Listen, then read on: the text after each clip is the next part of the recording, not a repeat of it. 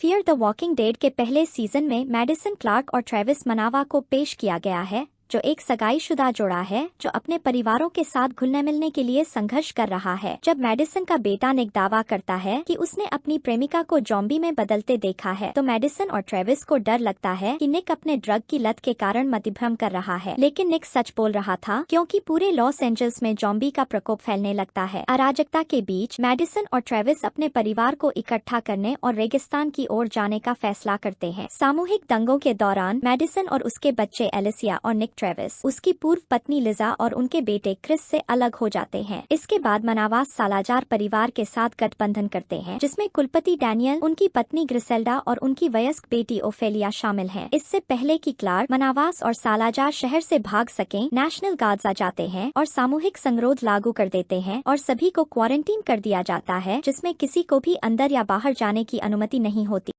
हालांकि ओफेलिया की एक सिपाही एडम्स के साथ रोमांस विकसित हो जाता है, लेकिन उसके पिता डैनियल राष्ट्रीय गार्ड की असली मंशा पर बहुत शक करते हैं। वो मनावा और क्लार्क परिवारों को अपने अतीत के अनुभवों के बारे में बताते हैं, जहां अल सल्वाडोर में सेना बीमार लोगों को इलाज के नाम पर ले जाती थी, लेकिन वास्तव में उन्हें मार डालती थी। जब मेडिसन सुरक्षित क्षेत्र की दीवारों के बाहर खोजबीन कर रही होती है, तो उसे पता चलता है कि गार्ड नागरिकों को, चाहे वे संक्रमित हो या न हो, मार रहे हैं। इससे डैनियल का शक और बढ़ जाता है और जवाब पाने के लिए डैनियल चुपके से एडम्स को पकड़कर उसे यातना देता है, जो बताता है कि राष्ट्रीय गार्ड ने पास के एक स्टेडियम में हजारों जॉम्बीज को कैद कर रखा है। इसके बाद सैनिक निक, जो नशे के कारण बीमार है, और ग्रिसेल्डा, जो दंगों में घायल हो गई थी, को इलाज के लिए अपने मुख्यालय ले जाते हैं। अपने प्रियजनों की सुरक्षा के डर से लिजा एक नर्स के रूप में उस समूह के साथ जाने के लिए स्वयंसेवक बन जाती है, लेकिन सुरक्षित क्षेत्र में रहने वाला समूह ज्यादा सुरक्षित नहीं है, क्योंकि डैनियल को एडम्स से पता चलता है कि राष्ट्रीय गार्ड अगले दिन हर नागरिक को मारने का प्लान बना रहा है। इसलिए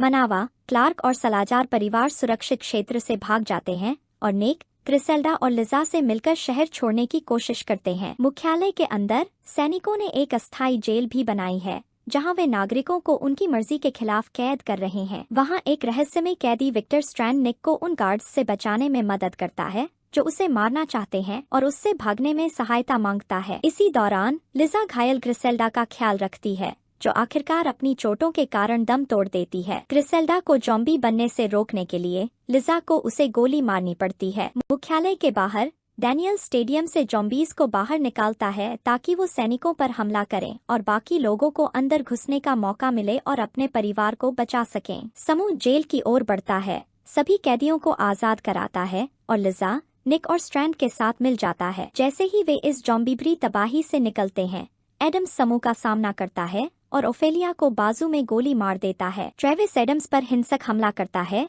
और उसे वहीं मरने के लिए छोड़ देता है, जबकि सभी वहां से भाग जाते हैं। मुख्यालय के बाहर स्ट्रैंड समूह को अपने महल में ले जाता है और उन्हें बताता है कि उसका योजना है कि वे सभी समुद्र में उसके यॉट अबिगेल पर जाकर जॉम्बी आपदा से बच सकते हैं। जैसे ही समूह स्ट्रैंड के साथ उसकी यॉट पर जाने की तैयारी करता है, लिजा बताती है कि भागते वक्त उसे एक जॉम्बी ने काट लिया था। ट्रेविस अपनी पूर्व पत्नी से वादा करता है कि वह उनके बेटे क्रिस का ध्यान रखेगा और फिर उसे जॉम्बी बनने से रोकने के लिए मजबूरन गोली मारता है।